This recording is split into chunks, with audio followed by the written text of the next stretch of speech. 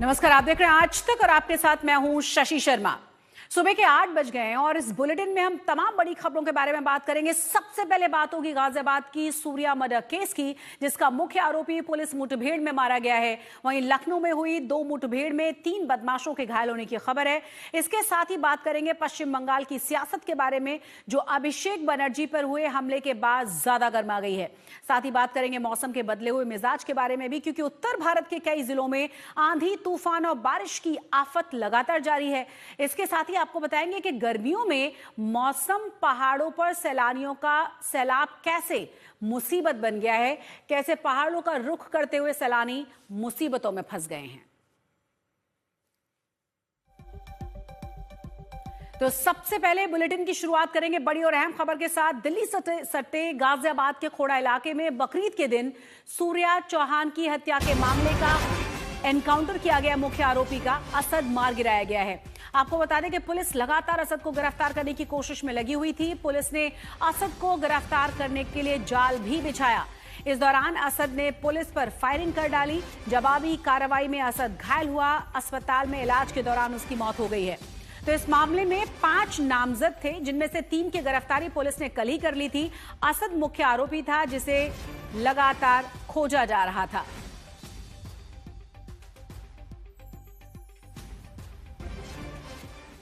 तो इस पूरे मामले को लेकर जबरदस्त हंगामा कल खोड़ा में देखा गया था। तनाव बहुत ज्यादा बढ़ा हुआ था। लगातार आरोपियों की गिरफ्तारी की मांग की जा रही थी। परिवार का रो रो कर बुरा हाल था। और एक वीडियो भी आज तक पर हमने आपको दिखाया था, जो हत्या से कुछ ही मिनट्स पहले का था। पूरी खबर जानने के लिए इस रिपोर्ट को देखिए।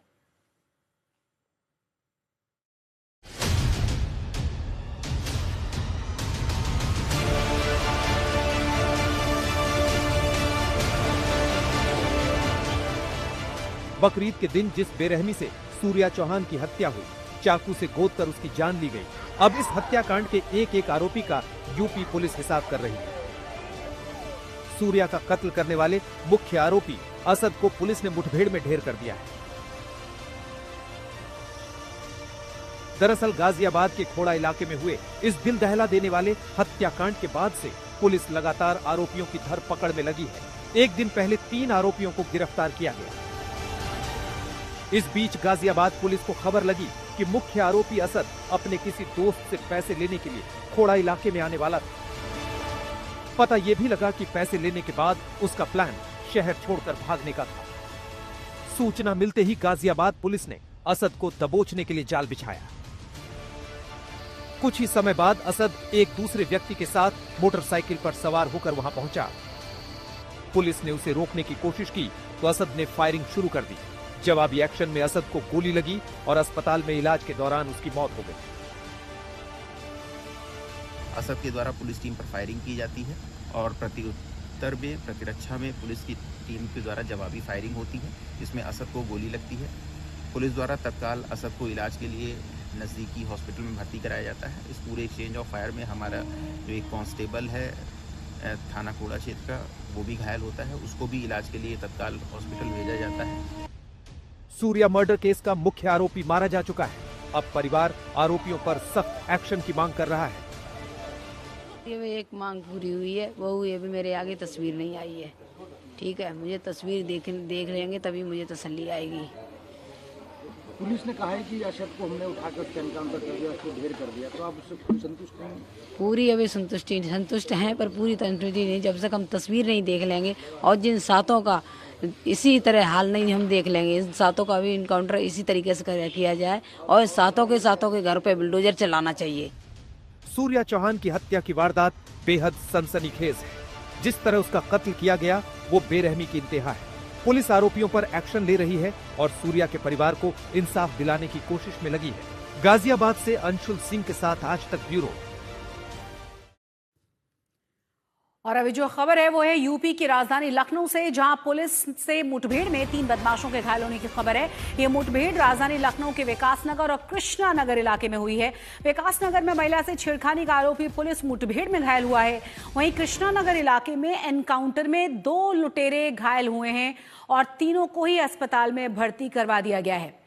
तो 2 एनकाउंटर हुए लखनऊ में, कृष्णा नगर में और साथ ही विकासनगर में महिला से छेड़खानी के आरोपी को गोली लगी है, जिसे अस्पताल में भर्ती करा दिया गया है।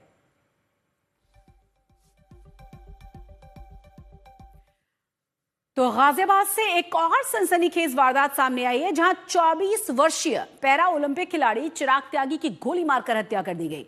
पुलिस ने इस मामले में एक अन्य पैरा एथलीट को हिरासत में ले लिया है, जिसने पूछताछ में हत्या की बात कबूल करने का दावा किया है। पूरा मामला क्या है, इस रिपोर्ट से जानिए।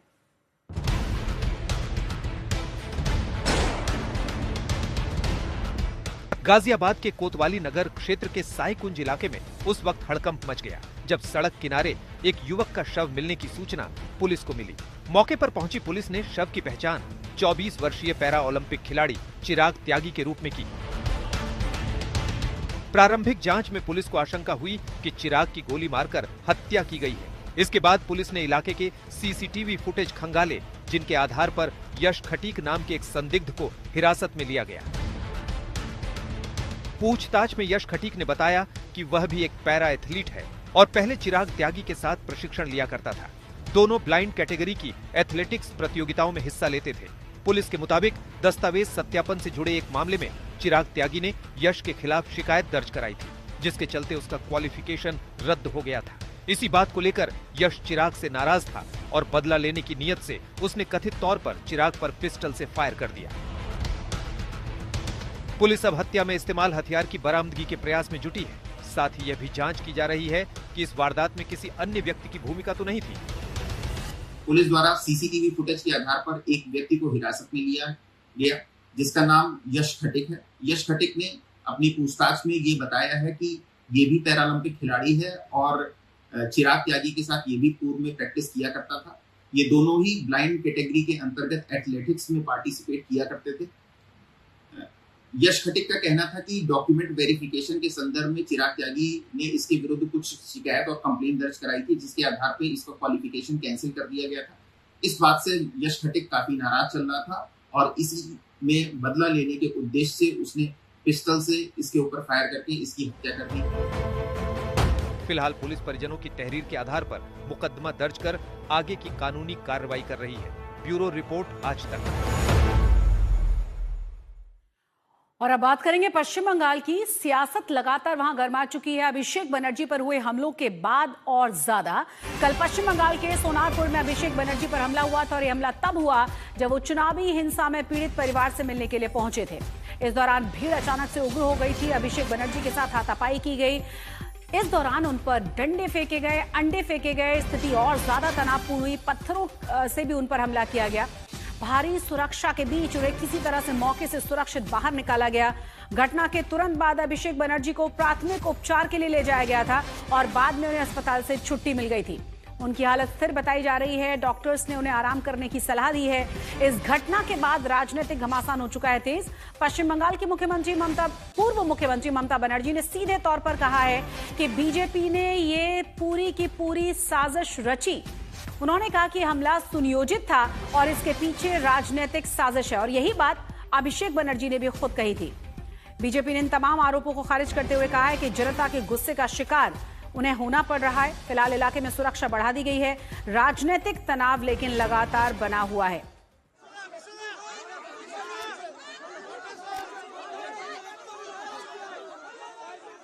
तो बड़ी और अहम खबर यह कि सोनारपुर में अभिषेक बनर्जी से मारपीट के बाद उन्हें अस्पताल में भर्ती करवाया गया। अभिषेक बनर्जी से मिलने के लिए ममता बनर्जी अस्पताल पहुंची थी। जांच के बाद अभिषेक बनर्जी को छुट्टी मिल गई थी अस्पताल से। लेकिन अब आरोप यह लगाया जा रहा है ममता बनर्जी और अभिषेक बनर्जी दोनों की ही तरफ से कि अस्पताल के ऊपर भी प्रशासन की तरफ से, सरकार की तरफ से दबाव बनाया गया और हालत खराब होने के बावजूद भी अभिषेक को डिस्चार्ज कर दिया गया। तो ये जो तस्वीरें हम आपको दिखा रहे हैं, भतीजे से मिलने के लिए जब ममता बनर्जी पहुंची थी अस्पताल, उसी दौरान की तस्वीरें हैं। इस समय अपोलो हॉस्पिटल में जो ममता बनर्जी है, तृणमूल सुप्रीमो, वो यहाँ पे आए थे क्योंकि जो आज अभिषेक बनर्जी जिसके ऊपर हमला हुआ था वो इस वक्त इमरजेंसी में मौजूद है यहाँ पर। और यहाँ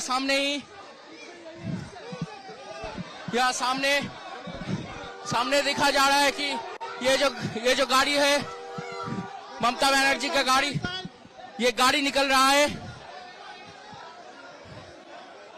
ये गाड़ी निकल रहा है अभी। ममता बनर्जी वो गाड़ी में आ रही है, अभिषेक बनर्जी वो एपोलो पर आए थे, उसके ऊपर हमला हुआ था। आज सोनरपुर में जो पब्लिक ने उनके ऊपर जो उसके ऊपर अटैक हुआ था, उसके बाद ममता बनर्जी यहाँ पर मौजूद है। ममता बनर्जी वो खुद यहाँ पे देखने के लिए आए थे। अभिषेक बनर्जी वो गाड़ी में मौजूद है। अभिषेक बनर्जी वो खुद गाड़ी में मौजूद है। अभी जो अपोलो हॉस्पिटल से वो निकल के यहाँ से जा रही है। ममता बनर्जी यहाँ पे मौजूद थे। गाड़ी में शोभन देव चट्टोपाध्याय है। ये ममता बनर्जी वो भी गाड़ी में आ चुकी है। ये गाड़ी लेके अभिषेक बनर्जी, ममता बनर्जी वो सब लोग यहाँ से जा रहे हैं। अभी वो लोग ट्रीटमेंट करा के यहाँ से निकल रहे हैं। ये अपोलो हॉस्पिटल से यहाँ से अपोलो हॉस्पिटल से ये बाहर निकल रहे हैं। अभी यहाँ पे ममता बनर्जी है गाड़ी में, अभिषेक बनर्जी है गाड़ी में, शोभन देव चट्टोपाध्याय है गाड़ी में। ये गाड़ी अभी निकल रहा है यहाँ से। जैसा कि देखा जा रहा है कि ये सभी लोग यहाँ से निकल रहा है और ये गाड़ी अभी अपोलो हॉस्पिटल से निकल के जा रहा है। सामने ही गाड़ी है, उस गाड़ी में ही ममता बनर्जी, अभिषेक बनर्जी और शोभन देव चटर्जी वो सब लोग मौजूद थे। और अब बड़ी और अहम खबर भी आपको बता दें, ममता बनर्जी का एक वायरल वीडियो सामने आया है जिसमें अस्पताल के सीईओ पर वो गुस्सा करते हुए नजर आ रही है। मतलब उनकी आवाज है, उसमें वीडियो तो नजर नहीं आ रहा है और कहा यह जा रहा है कि ये ममता बनर्जी की ही आवाज है। अभिषेक बनर्जी के इलाज के लिए जिस अस्पताल में ले जाया गया था, कोलकाता के बेलेव्यू अस्पताल की ये वीडियो बताई जा रही है और कहा यह जा रहा है कि अस्पताल के जो सीईओ हैं प्रदीप टंडन, उन पर नाराज नजर आ रही हैं ममता बनर्जी। ये ऑडियो सुनिए।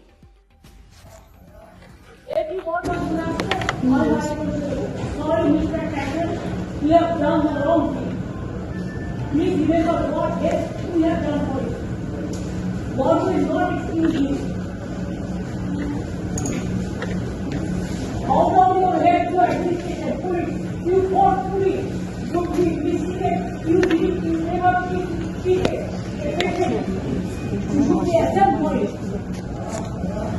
Everybody will remember is arrogant.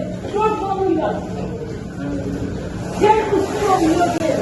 You are running the hospital, taking the doctor. Because BJP is in power. Tomorrow if the central government is not up, then to protect it.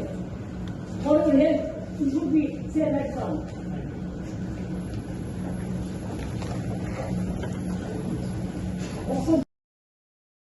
और इस खबर पर तमाम जानकारी के साथ हमारे सहयोगी अनुपम जुड़ गए। अनुपम, आप इस ऑडियो में ममता बनर्जी ने क्या कहा है वो हमारे थोड़ा दर्शकों को बताइए, और वो इतनी नाराज क्यों नजर आ रही हैं? क्योंकि अभिषेक बनर्जी की तरफ से भी कहा गया है कि उन्हें डिस्चार्ज कर दिया गया है जबकि उनकी हालत अच्छी नहीं है, उन पर सुनियोजित हमला किया गया है। जी देखिए, वायरल वीडियो है जहां पर ममता बनर्जी को जो वेलबी अस्पताल के सीईओ हैं मिस्टर टंडन, उनको संबोधित करते हुए देखा जा रहा है कि वो बोल रही हैं कि आपने जो किया है सही नहीं किया है। आप भूल गए हमने आपके लिए क्या क्या किया और आपको शर्म आनी चाहिए। कुछ बातें स्पष्ट भी हैं, ठीक से समझ में भी नहीं आ रही हैं, लेकिन अंत में एक बात जरूर सुनते हुए कहा जा रहा है ममता बनर्जी को कि अगर कल को बीजेपी की सरकार केंद्र में नहीं रहती है तब मैं टेक केयर करूंगी, मैं देख लूंगी। तो इस तरह का एक ऑडियो है जो कल जब बेलव्यू अस्पताल में अभिषेक बनर्जी को ले जाया गया था, क्योंकि पहले तो अपोलो में ले जाया गया था लेकिन उसके बाद अपोलो से निकाला गया। टीएमसी की ओर से आरोप लगाया गया कि वहां पर चिकित्सा नहीं हो पा रही है, नहीं दी जा रही है चिकित्सा। इसके बाद बेलव्यू अस्पताल में लाया गया, बेलव्यू अस्पताल से भी ले जाया गया। तो ऐसे में ये ऑडियो वायरल हुआ है ममता बनर्जी का। जो सीईओ हैं मिस्टर टंडन, उनको कहा जा रहा है, खाली ऑडियो है, ममता बनर्जी इसमें नहीं दिखाई पड़ रही हैं। तो ऐसे में ममता बनर्जी जब बाद में निकली तो यहाँ पर भी आरोप लगाया है कि अस्पताल की ओर से चिकित्सा नहीं दी जा रही है, दबाव डाला जा रहा है, बीजेपी की ओर से ट्रीटमेंट न हो इसके लिए दबाव डाला जा रहा है। ऐसे में अभिषेक बनर्जी को घर में ले जाया गया है और जहां घर में ले जाके वहां पर ही उपचार उनका किया जा रहा है, लेकिन इस दौरान ये ऑडियो वायरल हुआ है। और क्या अस्पताल प्रशासन की तरफ से इस ऑडियो के बारे में कुछ कहा गया है? जी देखिए, अभी तक अस्पताल प्रशासन की ओर से इस ऑडियो के बारे में कुछ नहीं कहा गया है। चूंकि ये फिलहाल तो वायरल वीडियो है, इसमें जो आवाज सुनी जा सकती है ममता बनर्जी से ही रिजेंबल करती हुई दिखती है। तो ऐसे में उम्मीद की जा रही है कि अस्पताल प्राधिकरण थोड़ी देर में या हो सकता है कुछ इस पर रिएक्शन जरूर दे। बहुत बहुत शुक्रिया इस तमाम जानकारी के लिए आपका।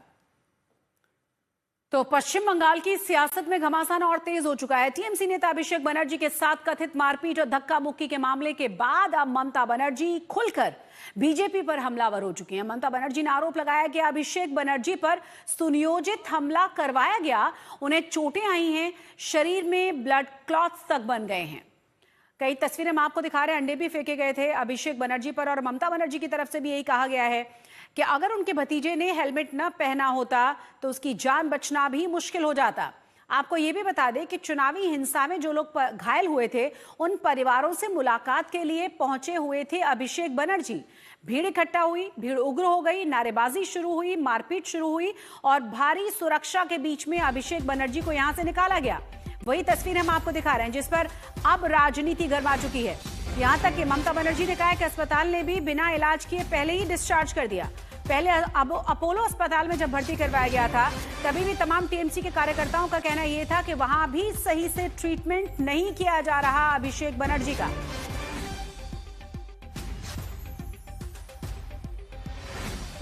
अगर वो पत्थर उसको लोकल एक लड़का ने उसको माथा में हेलमेट दिया, नहीं तो वो उधर में स्पॉट डेथ हो जाता था। जब आप उनसे मिले तो उनकी क्या कंडीशन थी? क्योंकि उस समय वो अपोलो में थे और अपोलो से आपको निकाल के बेलव्यू लाना पड़ा उनको। यहाँ क्यों उसको उधर में थ्रेट किया? और जो डॉक्टर के साथ जब हम बात किया कि इसको ब्लड प्रेशर फ्लक्चुएट कर रहे हैं, वो बोलते इधर में रिकॉर्डिंग नहीं हो रहा है। हमने अगर रिकॉर्डिंग नहीं हो रहा है तो आप उधर में इमरजेंसी में लेके तो मशीन में क्यों दिखा रहा है? Do you think that I don't know anything? क्या करेंगे क्या नहीं करेंगे वो हमारा पार्टी डिसाइड करेंगे। ब्रीच ऑफ सिक्योरिटी तो है ही, जानबूझ के पुलिस का एनकरेज में ही हुआ। ये हम लोगों को इंफॉर्मेशन मिला। और अब इस घटना को लेकर पूरे राजनीतिक गलियारों में तीखी प्रतिक्रियाएं सामने आ रही हैं। राहुल गांधी ने विपक्ष लोकतंत्र पर हमला इसे बताते हुए कानून व्यवस्था पर गंभीर सवाल खड़े किए हैं। दोषियों पर सख्त कार्रवाई की मांग की गई है। इतना ही नहीं, केजरीवाल और साथ ही साथ अखिलेश यादव की तरफ से भी इस पूरे मामले में बयान दिया गया है, नाराजगी जाहिर की गई है।